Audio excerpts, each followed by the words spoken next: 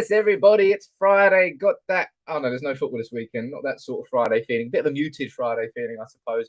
Manchester United's game against Brighton's been postponed. There's no football now until the very earliest.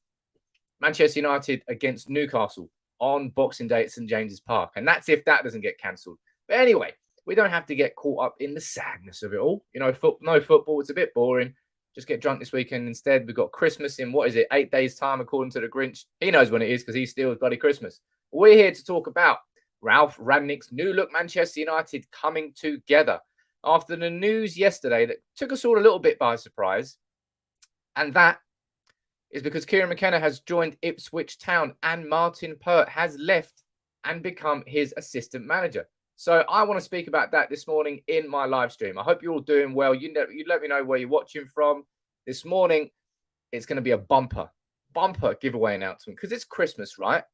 So I'm not going to give away one Ronaldo CR7 shirt. I'm going to give away two. I'm going to give away one to Facebook, one to YouTube. I don't know how many I've given away now.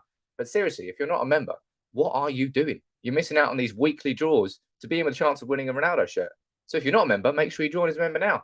But as well as announcing those giveaway winners, I'm going to announce another good set of giveaway winners for the Christmas call-in, which I'm going to announce at some point during the stream. We're going to get the fabled map back up because it's Friday. I'll get a few of you on the map. And this morning, as I said, the main focus of the conversation is all around Kieran McKenna. It's all around Martyn Pert, and it's all around what's next for Ralf Rangnick. Because when Rangnick came in, you remember what Paul Scholes said? He said, man, all these coaches need to leave the club. They're all embarrassing. The fact that they're all still there. And they've all pretty much left now, apart from Mike Phelans somehow. But Michael Carrick resigned after the Arsenal game. Now Kieran McKenna has left, he's got an opportunity and he's taken it at Ipswich. We'll read through the official statement from Manchester United and words from both Kieran McKenna and John Murtough on that situation. We'll speak about Martyn Pert as well. I'll be honest, he's a bit of a ghost. No one really knows what Martyn Pert is or what Martyn Pert did at Manchester United. We're going to be speaking about Anthony Martial, his future, Dean Henderson and his future, Edinson Cavani and his future, and hearing from Fabrizio Romano on Frenkie de Jong, or not really, because I'll be honest, there's not much movement there, and that's not too much of a surprise. I'm going to go down to the comments and see where you're all watching from. We've got Sean watching from Cape Town on Facebook. Good morning to you. We've got Marco watching from Malta. Nice. We've got Abdul watching from Ghana, Richmond from Nigeria. Who else have we got down here? Mike Richards, you want the Ronaldo shirt? Well, you might be in with the draw if you remember, my friend. We've got Comish watching from Centerville in, is that Virginia? In Australia? America. Got Yanga watching from Sierra Leone, and we've got Mark watching from the balmy Plymouth in UK, and Richard watching from NYC. It always puts a smile on my face, like seeing everyone all around the world. There's so many. We've got Peter watching from South Africa, as always, my friend, and we've got Nigel watching from Norway, Northern Norway, all around the world. Good. Nice to have you on board. How are you all doing? What you all doing this weekend? Getting prepped for Christmas? 8 days till Christmas now. You got your Christmas shopping done? I've got a little bit done, but it's much more fun when you do it last minute, isn't it? Well, I think it is. Anyway, let's go over to read the official statement here from Manchester United after they confirmed that McKenna has become Ipswich manager.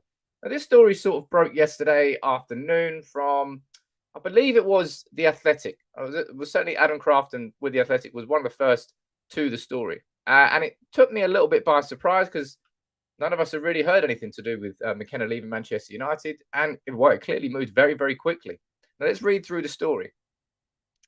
This is the official statement from Manchester United, confirming that he has left the club and joined Ipswich Town as their head coach.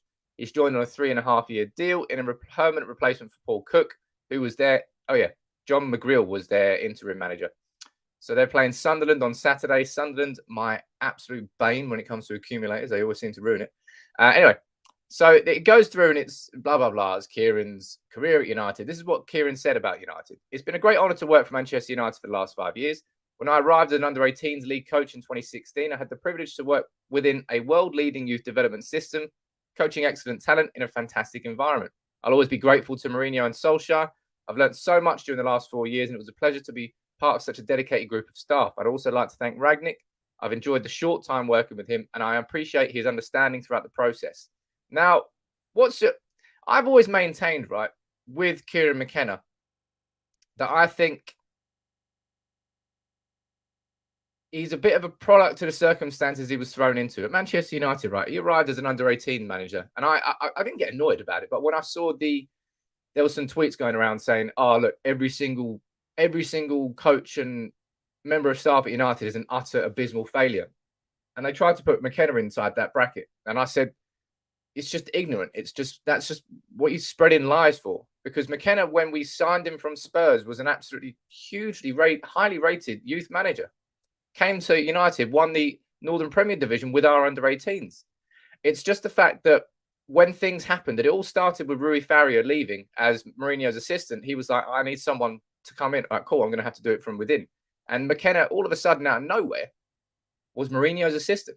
He went from under-18s manager to Mourinho's assistant. That is a hell of a jump. A hell of a jump. And it wouldn't have happened if Rui Faria didn't leave. And it was just a product of the circumstances. And it's a bit like, it kind of sums up McKenna at United. He's been thrown in the deep end. And let's be honest, he hasn't really swam.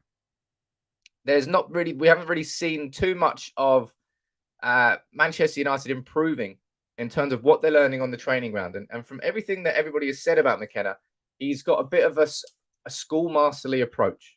And that shouldn't really surprise anybody, because his foundations are based in working with under-18s, in working with kids and helping them improve. And clearly he's very good at that. So I wish him the best over at Ipswich. I don't know how he's going to get on. It's a huge risk. Ipswich are taking a massive gamble, but I hope it works out for him. I don't think McKenna will leave Manchester United with any sort of ill will. I don't think McKenna leaves Manchester United with any sort of massively huge reputation. He's going to have to prove himself from day one. But he's worked under Solskjaer, he's worked under Mourinho, and he's worked under Rangnick. So he's schooled in different ways.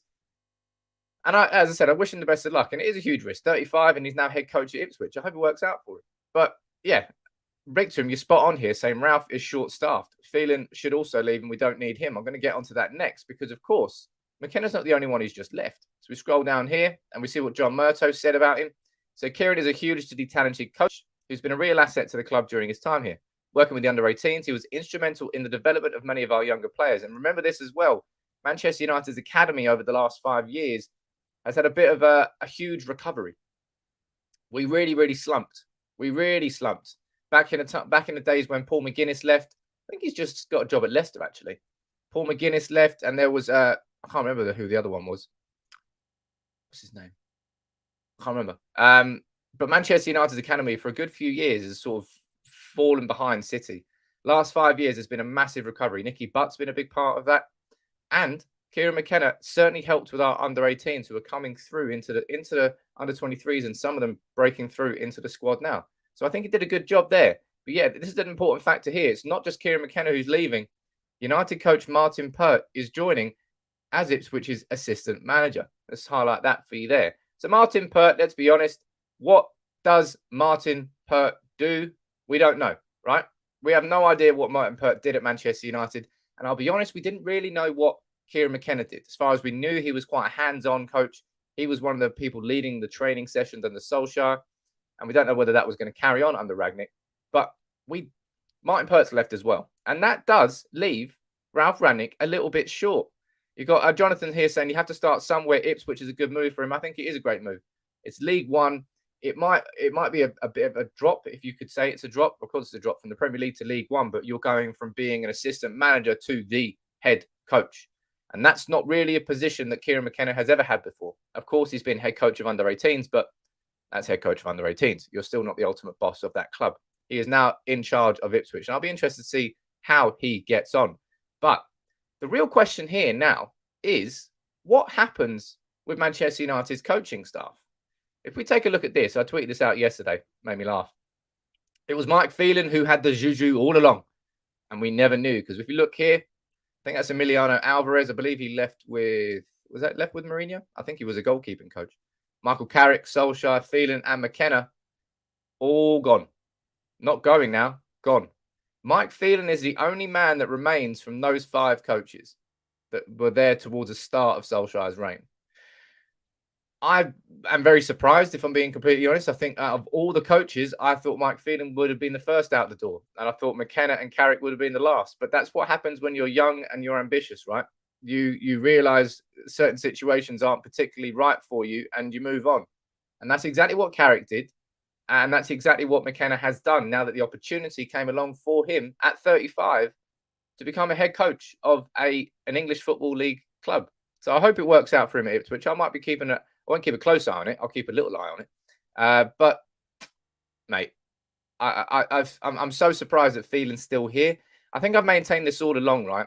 Mike Phelan was quite a critical part, quite a very, very important part, I would argue, of the early days of Solskjaer. I think when Solskjaer came into the club, remember, Mike Phelan was the first person he called when Man United came calling to him for the job. And Phelan was the person who helped with the sort of cliches at Manchester United, helped with the re-establishing of a culture and the DNA and the identity. Those sorts of early steps, Mike Phelan helped a lot with that. But now that those sort of foundations were established at United, I don't think Mike Phelan really helped too often. Because look, if you're looking at that, you've got Michael Carrick was learning on the job, you've got Solskjaer was learning on the job, and you've got Kieran McKenna all learning on the job. And to learn on the job, they need a mentor. And that's what Mike Phelan was supposed to do. And I've said this quite a lot of times, right? That's where Mike Phelan, for me, has failed in his current position as that mentor. I don't think he does enough. And now that we've got Ralf Rangnick, who's coming in as the overseer, I don't really see where Mike Phelan fits in. The problem here is, of course, that we just gave Mike Phelan a new contract. So maybe the only reason he's still at the club is because United don't want to pay him out for that contract. But let me know in the comments here. I'll read a few of your comments out here first before I switch and show you who I think. But what do you think is going to come next for Ralf Rangnick? Because I don't think now he's got enough coaches at Manchester United to coach this team properly.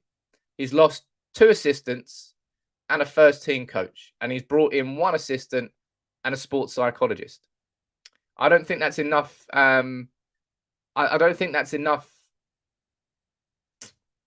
There's not enough bodies because Ralf Rangnick's system's quite intense. Training is not going to be what training was before. It's going to need bodies there, and we need someone to come in my opinion. Phelan was there just to burst balloons. I'll always love that video. But if you don't know the video, of course you do. When Phelan takes the balloon, bursts it behind Fergie, and Fergie absolutely craps himself. It's great. Emiliano was sacked, and Solskjaer brought in Richard Harris as a goalkeeping coach. There you go. That's exactly what happened with Emiliano then.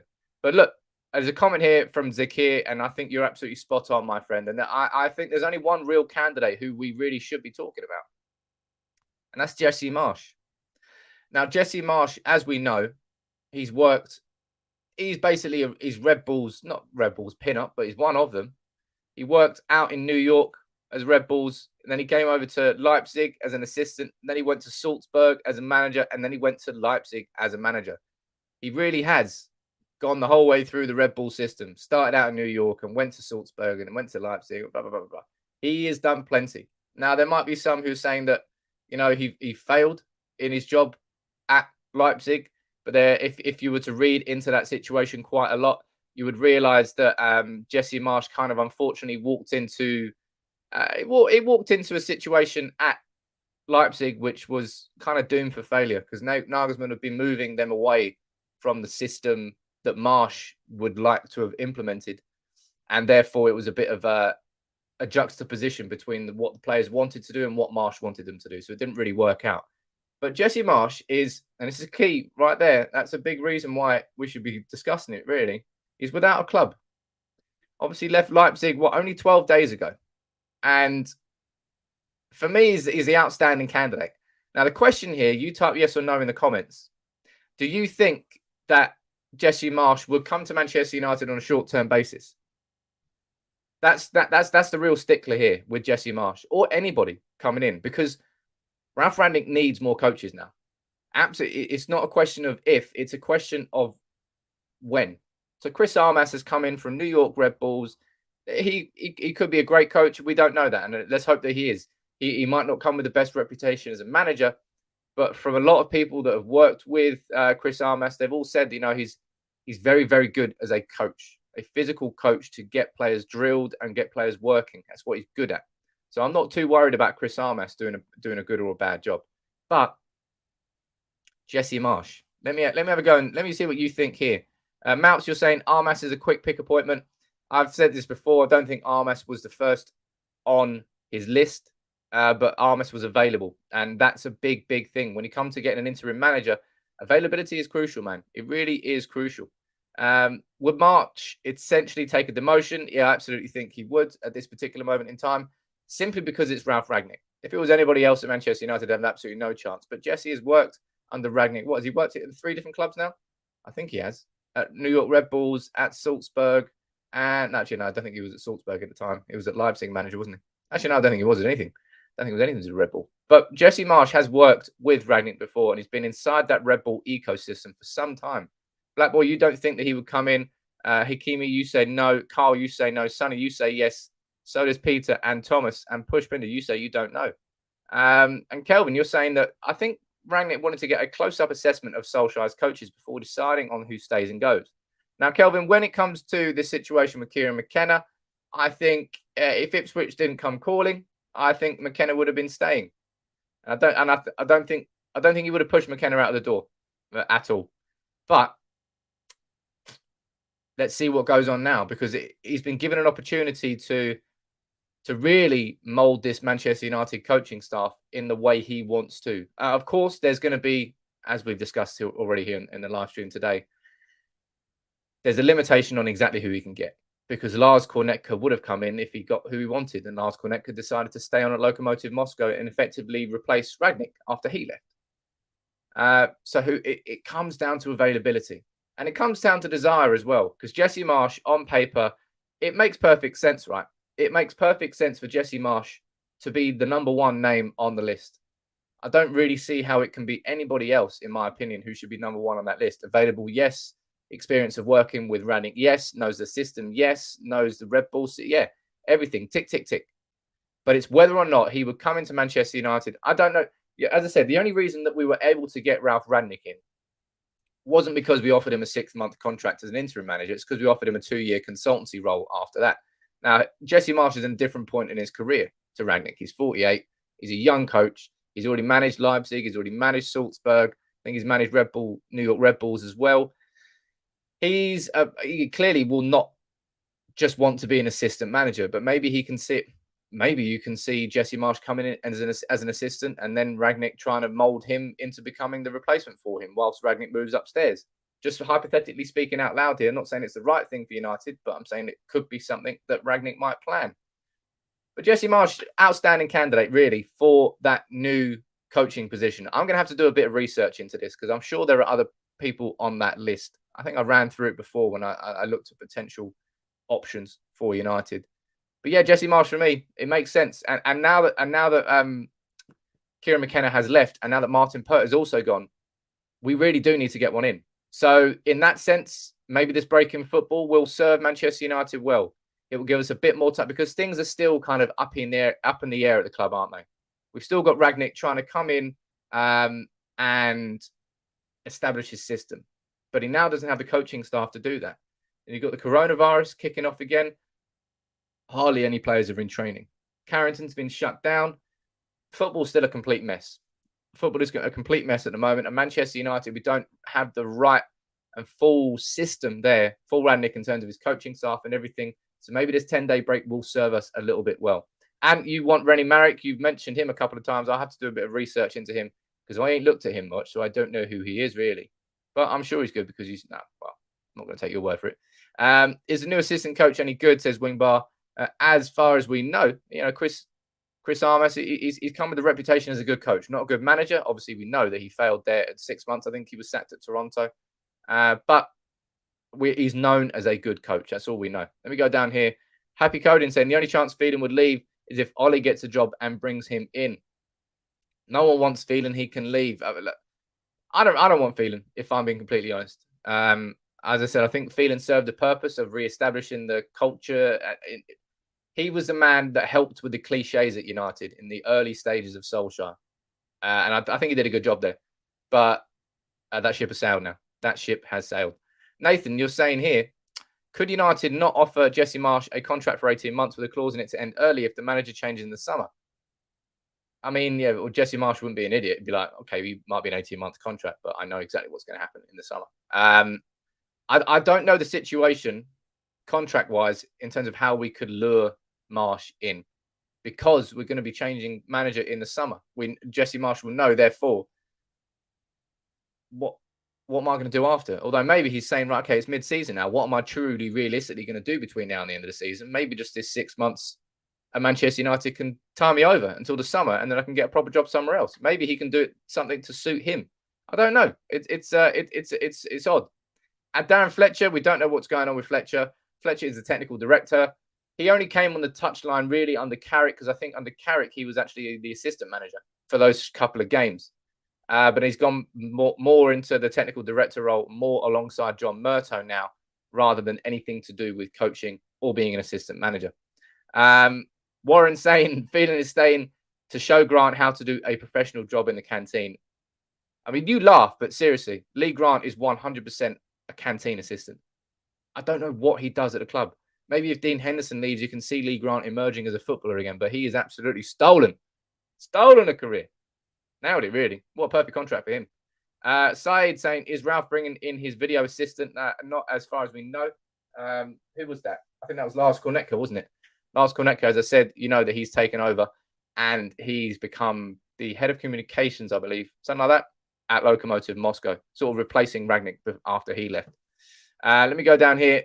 Lee Grant's cleaning the toilets and the boots. Seriously, I'm so confused. I'm confused as to what Mike Phelan does. I'm confused as to what Lee Grant does. And I'm confused as to why we haven't sold Phil Jones for half a pack of Smarties. Because I quite like Smarties. I don't really like Phil Jones. Let me go down here and read a few of your comments out before we head to the giveaways. That's my giveaway noise, apparently. Who knew? Good morning, Sam, watching from Mayo in Ireland. Good morning to you, Damien. Happy Christmas to you and your family as well, my friend. We've got a week left. Now, let me tell you about this before we quickly move on to the giveaways. I think I've told you about this before. I'm going to put a date on it now. I think the 22nd works in. Yeah, the 22nd does work. We're gonna do a Christmas call-in on Tuesday evening, the 22nd of December. It's gonna be a few drinks. It's gonna be casual. It's gonna be your chance. I'm gonna give everybody the chance to jump on screen, have your say. I'm gonna do loads of giveaways. I'll announce the giveaways for that. Right? Let me quickly get this. This is a good one. Trust me. Right then, let's announce this because 12 Cantonars, 11 Cantonars, 10 Cantonars, 9 Cantonars, 8 Cantonars, 7 Cantonars, 5 Cantonars. So we've got 1, 2. Oh, God. I have to pick all these up after. 3. 4. I think you can see where this is going, ladies and gents. Oh, should we save the best till last? Maybe. 5. 5 Cantonars, baby. Gonna do these as a giveaway on this is like the Christmas stream, the Christmas giveaway. As I said, I am Santa Claus and I do like doing giveaways. So next Tuesday, you definitely want to tune in. Probably going to be around about 7 p.m. ish. We're going to do the 5 Cantonars giveaway, maybe some other giveaways as well. It's your chance to come on, have a couple of drinks, something a bit more casual. You can ask me whatever you want. Should be an interesting stream, I think, to say the very least. So that'll be next Tuesday. I'll announce the stream time a little bit closer to the time, but that's going to be the Christmas giveaway. It's exciting. And speaking of giveaways, Anna just asking if all 5 to 1 person. I don't know yet. I haven't decided. I think it might be I might be spoiling someone. I might be spoiling someone if I give everyone 5. So I might do 5 giveaways. We'll see. Gary, you want that green and gold shirt in your life? Well, you're going to have to be here. You're going to have to be here. And Push Bindi said, well, you've got to go over to Stanley Chow. Stanley Chow is where I bought that. I always do the wrong way. I bought that from Stanley Chow. Love that one. Great guy. Right, so that's the Christmas giveaway announced. Let's announce the winners for this week's Ronaldo shirts. Come on. Seriously, I am Santa Claus, aren't I? Seriously. So because it's Christmas, normally we announce 1. But I'm going to announce 2. Why not? And there is a winner from YouTube and a winner from Facebook. And I swear to God, it's chosen at random. Don't be annoyed or go over yourself. You ready? 3, 2, 1. Pizza. Where's the round of applause? It's down here. Over there.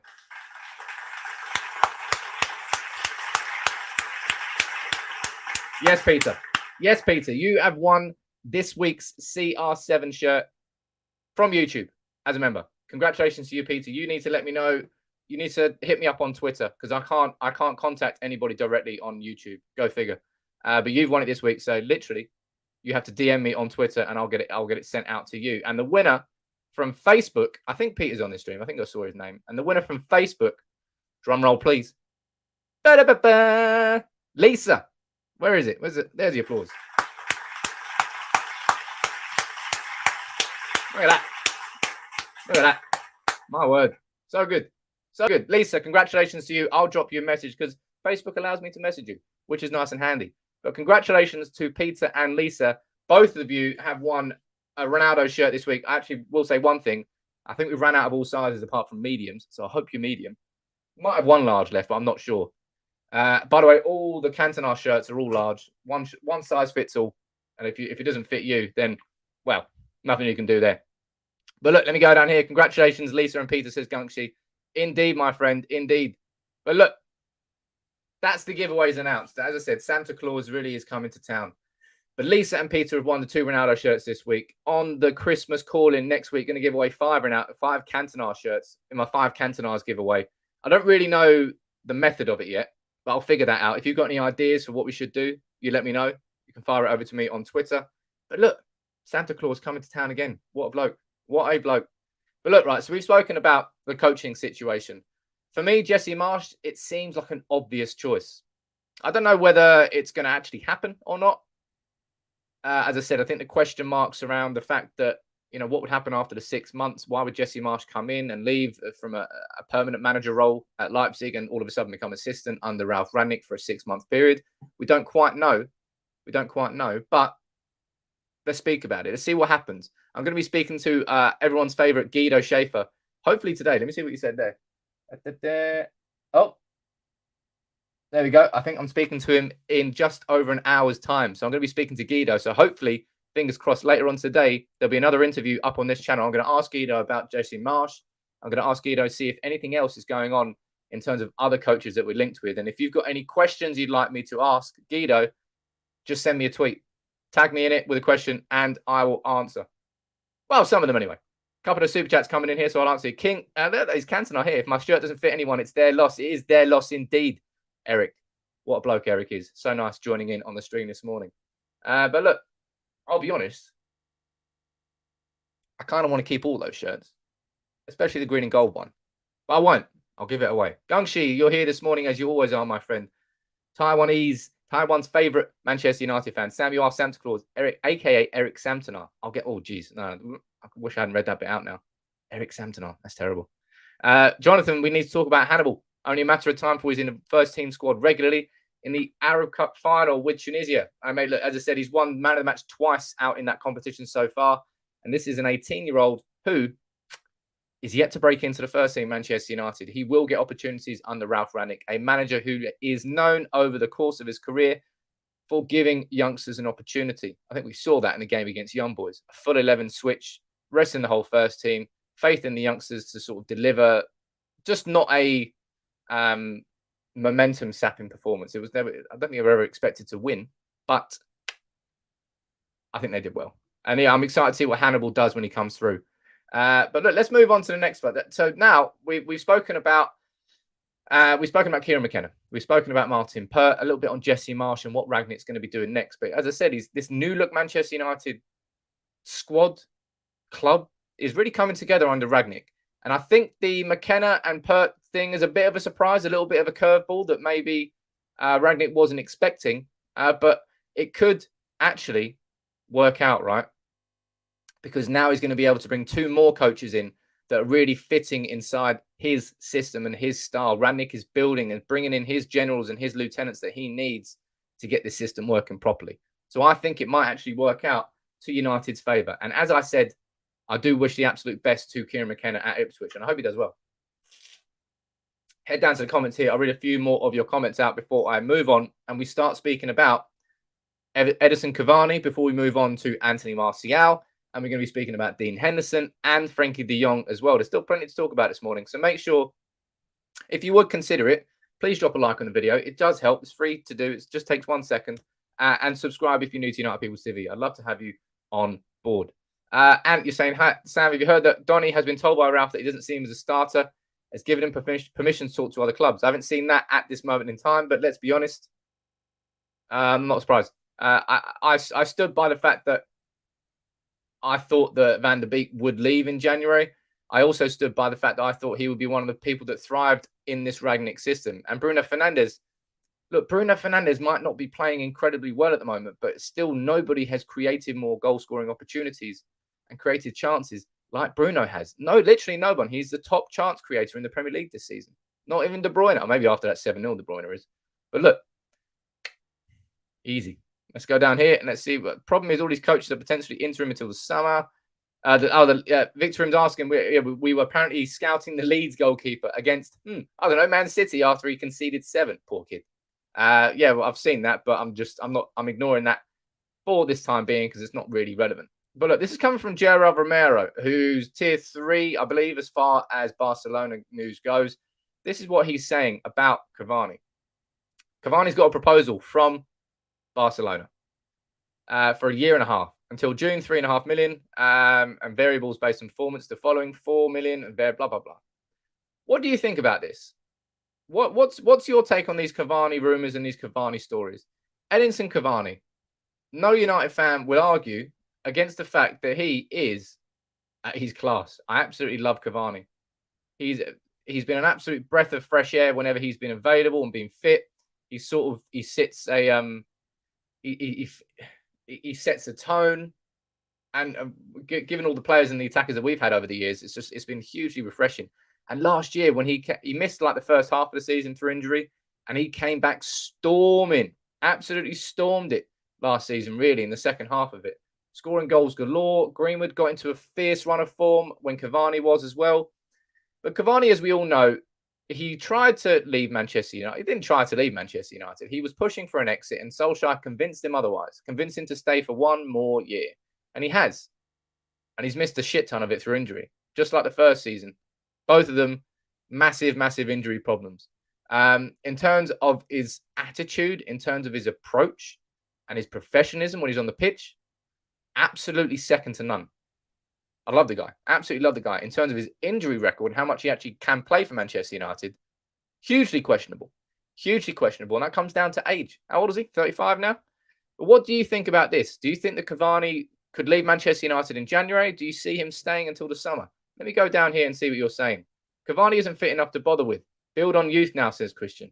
RDX disagrees. You think that he should stay until the summer? Man, he's 35. He is 35. He's old AF. Let me go down here and read a few more of your comments here. One from Ant saying, I love Eddie, but he will leave. I don't want him to go, but he just isn't getting the game time even when he's fit. Honestly, I'd rather start with Cavani than Ronnie in a lot of games. I don't even think he's been fit. I mean, when has he even been on the bench? Last couple of games, maybe? Cavani has just not been fit anywhere near enough for me to be pissed off if he leaves. That's the simple fact. I stand by the idea that Manchester United shouldn't be begging anybody to stay and anybody to leave, but maybe if he does get a year and a half contract offer from Barcelona at this age, it suits him, right? And he's going to have to do what suits him, just like any player would. And if Manchester United, I don't know if you're thinking about it logically, right? We've got Anthony Martial who could be leaving in January. His agent is pushing for it. Martial is pushing for it. So we're really going to be losing Martial and Cavani in January and then leaving us with what? Rashford, Greenwood, Ronaldo, and Ilanga? Is that going to be our attacking options? Ahmad, but Ahmad's probably going to go out on loan to Feyenoord. Maybe that's the reason that United won't let go of Cavani, because from a club perspective, we really will be limited in options unless we brought someone in, unless Ilanga came through and became a regular first team squad player. I don't know. Cavani, as I said, from a professional perspective, I love Cavani. Wouldn't want him to leave. But realistically, he's just hardly played at all in the last 2 years. He really has. He missed so much of the first half of last season because of injury. He's missed so much of the first half of this season through injury as well. Let's go. Can't really stand in his way, says Alex. I don't think we would stand in his way. I love him. And that chant, one of the best chants you'll ever see. It's just a shame that we haven't been able to sing that enough at United away games. Maybe we're buying the lad from Fiorentina, says Jonathan. What's his Vlahovic? I think his name's Vlahovic. Absolutely tearing it up out there. I'll probably do a video on him at some point, maybe a full story looking into, at this moment in time, the Vlahovic rumours really aren't going anywhere. So I'm not really going to do a full story on him just yet. At Barca, he can be the main man. Hey, look, I don't know what's going to go on with Cavani. Because of Martial leaving, I would say that puts more question marks over the fact that the club would let Cavani go. I think if Martial was staying and was happy, I think Cavani leaving in January, that could probably easily happen.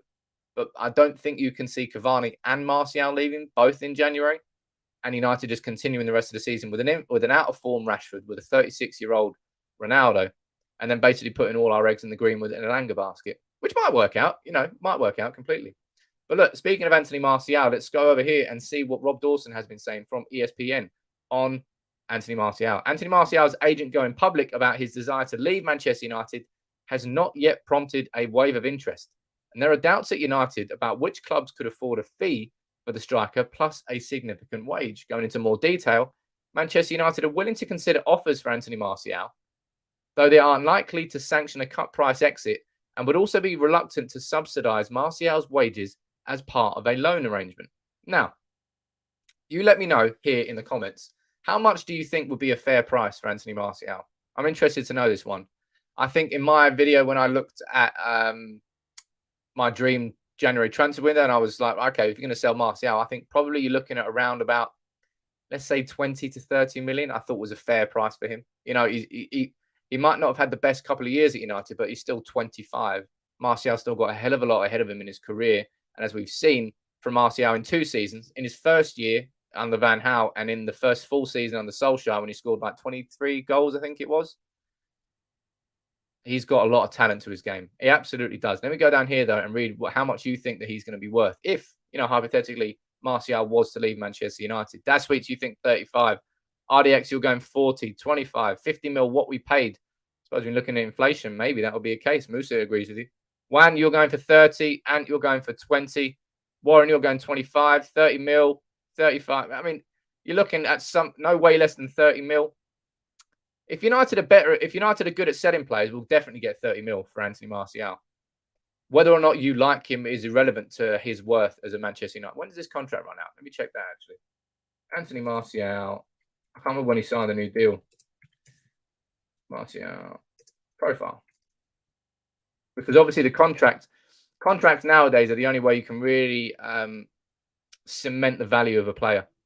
Let's go down here and let's see when his contract runs out. His contract, man, that is not Anthony Martial's haircut right now. His contract runs out until 2024. So Manchester United there, we're protected.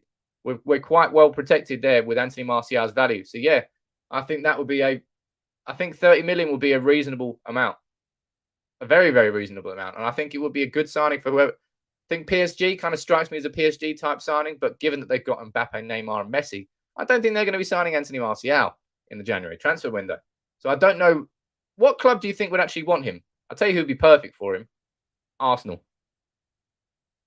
He absolutely stinks of an Arsenal signing. Stinks of it. But what clubs do you think would actually want to get him? And what clubs do you actually think could afford Anthony Martial? Let me know what you think about that in the comments below. And I'll read a few of your comments out. United good at selling players. That's the funniest joke you said in 21. Exactly. That's what I'm saying. We're not good at selling players. We're absolutely crap at selling players. Crap at getting the right prices for players. I don't know why we've been so bad at that over the years. Seriously. It's quite embarrassing, really. But Newcastle, of course, are being linked with him. I think Newcastle would be a great place for him. It's not too far away from Manchester, although it's Newcastle. So it's quite far away from Manchester in terms of where you live. Barcelona, he could go there. That's what you're saying in the comments there. Wolves, they need a striker, and we can always take Neves. Jeez. Yes, please. Yes, please. Maybe PSG if they lose Mbappe. Arsenal will pay the high wages with him. Arsenal will need to. That's what I mean. If Arsenal can somehow flog Aubameyang, Martial would kind of tick the box. He'd probably be a decent player at Arsenal. He'd probably be a decent player for Arsenal. Maybe that's why we wouldn't give it to him. Newcastle, Arsenal, Barca. That's a few of the names being banded around here. I don't personally think he's going back to PSG. I don't think he's going to PSG in the January transfer window unless somehow Mbappe leaves mid-season. And given they're through to the Champions League knockouts, I very much doubt that's the case. And we nearly played them. But look, let's move on from Anthony Martial. We've spoken there about Cavani. We've spoken there about Anthony Martial. Now we move on to Dean Henderson. What's going on with old Dino? So Fabrizio yesterday said this.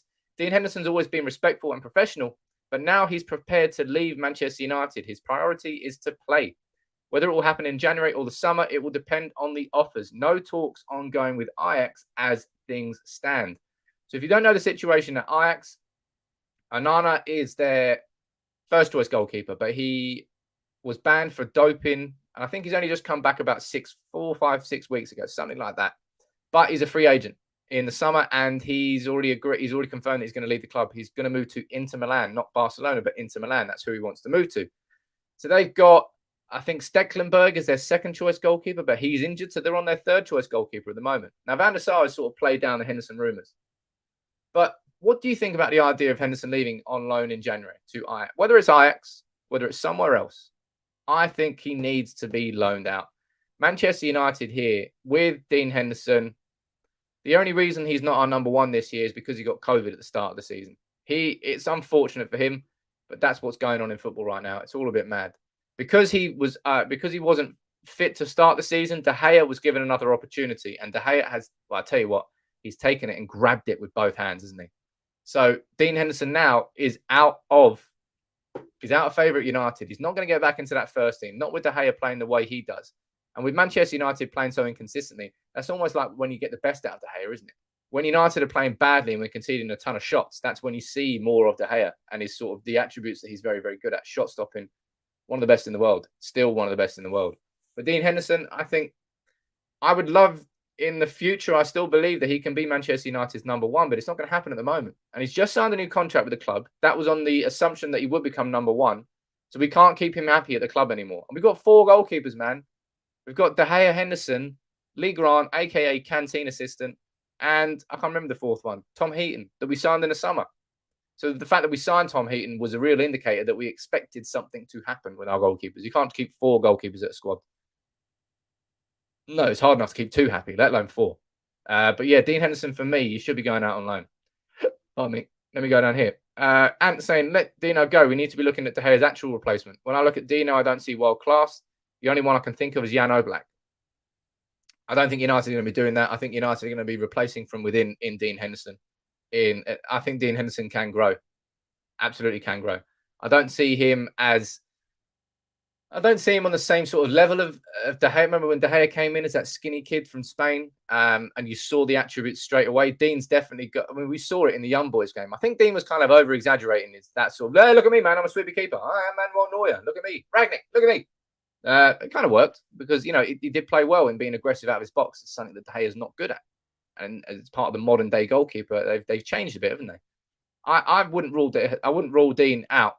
Of being our number one in the future. Absolutely not at this age. And therefore, I think he needs to play. He needs to play. And therefore, he needs to go out on loan. I think it's quite a simple solution, really. Ajax will be incredible. Playing in the Champions League, playing for an Eredivisie title for the second half of the season. You're not going to get better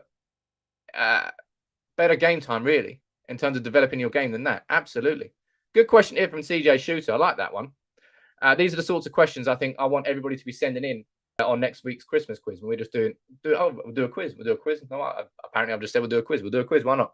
But look, who was better in their prime, De Gea or Van der Sar? You let me know in the comments. I know exactly who I'm going to say there. And I don't really think it's even close, if I'm being completely honest. I think Van der Sar by some margin. No offense to David De Gea, but Van der Sar was different gravy. I actually listened to Van der Sar. I think I told you about it. Van der Sar, I listened to his business podcast that he did with The Athletic yesterday. And he was sort of explaining everything he's doing. He was explaining his career to date and how he never expected to go into sort of that business management side of things. But, mate, Van der Sar was just a leader, a vocal leader, dominant at what he did. Obviously behind one of the best defenses we've ever had, really, in Vidic, Ferdinand, Evra and Neville and Wes Brown. Big up Wes Brown. But Van der Sar was just a different gravy altogether. De Gea, as incredible as he was, I don't think that's even really close, in my opinion, anyway. To be fair, a lot of you, if not all of you in the comments, are all agreeing with me. Oh, apart from Declan, you're saying De Gea by miles. Wow, De Gea by miles. And I would hesitate to say that anybody who's saying De Gea, maybe you didn't grow up watching, maybe you didn't get to watch Van der Sar during those few years that he was here, because, mate, Van der Sar was And somehow we managed to replace Van der Sar with De Gea. Jeez, we got that right. But look, a quick footnote here from Fabrizio on Frenkie de Jong. We were linked with him. I've done my full story look at the de Jong stories. I've explained where he could fit in. I've explained everything about him. And also explained that, as it stands, I don't think it's going to happen. Even though Barcelona do need to sell players in January to sign players. So maybe de Jong could leave. Can't rule it out, I suppose. But Fabrizio Romano here is saying United have not opened any talks to sign de Jong in January, despite rumours. Same for PSG. Still very quiet around the Barca midfielder as of now. Let's see what happens. Fabrizio loves doing that. Waiting to see what happens in the next months. He loves to leave it on a cliffhanger, doesn't he? He's like a soap opera now, Fabrizio. Good old soap opera. But look, Van der Sar was great. De Gea was great. They're both great. They're both absolutely great. But yeah, de Jong not on the wish list at the moment for Manchester United. Jonathan, you're saying De Gea for shot stopping, Van der Sar for commanding note in all respects. Hey man, if there was one goalkeeper I would like behind me on a football pitch, it would definitely be Van der Sar for sure. For sure, I just have so much more confidence. De Gea, as I said, yeah, as Jonathan says, incredible shot stopper, but Van der Sar was just the complete package, right? I think you call him the complete package, and he saved that penalty. Nicholas Anelka, you want to go this side? No, you don't. Boom! Champions League, thank you very much. And of course, that's going to raise him in the stakes of the great goalkeepers, eh? But look, we'll wrap it up today because I don't want to keep you too long, and I've got to prepare for my little chat with our good friend Guido.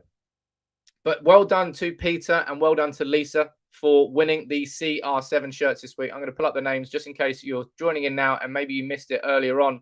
Congratulations to Peter Nimmerhout. It sounds like a South African name. I think it's South African. And Lisa Trimes. Trimes or Chime? Crimes. Trimes? Trimes. Lisa. We'll call you Lisa. Congratulations to both of you for winning the CR7 shirts this week. I've announced the giveaway for the stream that we're going to do, the Christmas call in the 5 Cantonars. Can't wait to do that. That's going to be fun. That's going to be exciting. I'm going to have my chat with Guido Schaefer later on today. Bring you that interview because there's no football for 10 days. So if anybody's got any video ideas that you'd like me to do, you know what to do. Hit me up on Twitter at @SamPeoples_. I do take your video ideas on board. Seriously, I don't ignore them. Even if I don't do them, I do listen to them. But look, thank you very much for all joining in. Good luck to Kieran McKenna. Let's see who comes in next. I spoke about Jesse Marsh. You all think it'll be a great appointment. I think it would be too. But if it's not going to be Jesse Marsh, who's it going to be? Because Ralf Rangnick definitely needs more coaches now that both of those have left. But anyway, have a cracking Friday, everybody. Enjoy. It's the last weekend before Christmas. Next weekend, have a few beers. Why not? It's Christmas already. Just celebrate. Take it easy. Even if there's no football. Don't be too sad.